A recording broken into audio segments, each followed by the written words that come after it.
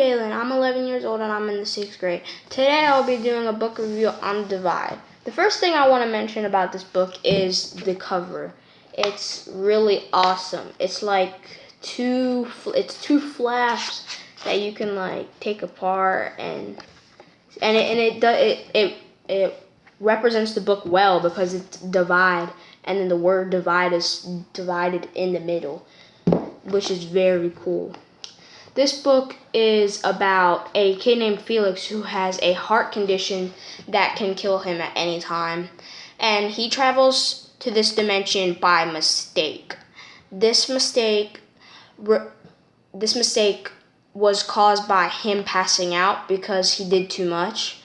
And he passed out in a very weird way over the top of the divide. So let me talk a little bit about the dimensions. There is our dimension, and then there's a flip dimension.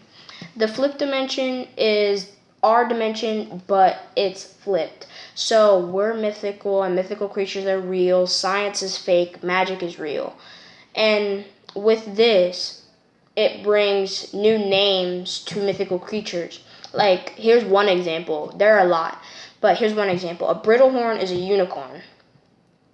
And so with these two dimensions, the divide splits them, and it's like there is a possible way for you to come back to Earth, but you have to figure out the spell, and it's a lot. And so when Felix crosses, he doesn't realize where he's at. He doesn't know what to do because he doesn't have that much medicine that he takes, and he needs his medicine to basically live. And so when he first crosses the divide, he meets a Brazzle, which is a griffin named Ironclaw. Ironclaw is basically the smartest person in this book. Ironclaw is the smartest person according to magic. He solved the equation to help Felix get back to his world. Well, he meets Felix. Ironclaw meets Felix, and then this is the part that I didn't really like. Ironclaw just disappears. He goes somewhere and completely forgets that he just met a mythical creature, which is really weird. So he forgets that he missed a mythical creature, and when he comes back, Felix is not there because he's with Bethany, and Bethany is a elf that is the sister of two people, and so Bethany's mother and father turned to stone because of a potion that they had been working on. They had been trying to reinforce teeth, but that didn't really work out, so it reinforced their whole body, the stone. And yeah. My favorite part of this book is the very end, because the end is like, most people would say that their favorite part of the book is the end, but I liked the end in this book because it's not a normal ending. It is like, since there's a sequel to this book, they can end it with a cliffhanger so that they can get people to read the next book. So there's a very big cliffhanger at the end of this book. It's a good cliffhanger, and I have not read the sequel, which is called Back to the Divide. And Snakeweed travels with Felix over to Felix's dimension, and in Felix's dimension, he tries to sell his potions, and he forgets that, he doesn't know that magic doesn't work in this dimension, because Felix took some notes about how to get back to the divide and a curing spell, but when he crossed over the divide, they all got deleted. So That was my favorite part. And then, well, my favorite part was the end, because Agrimony, who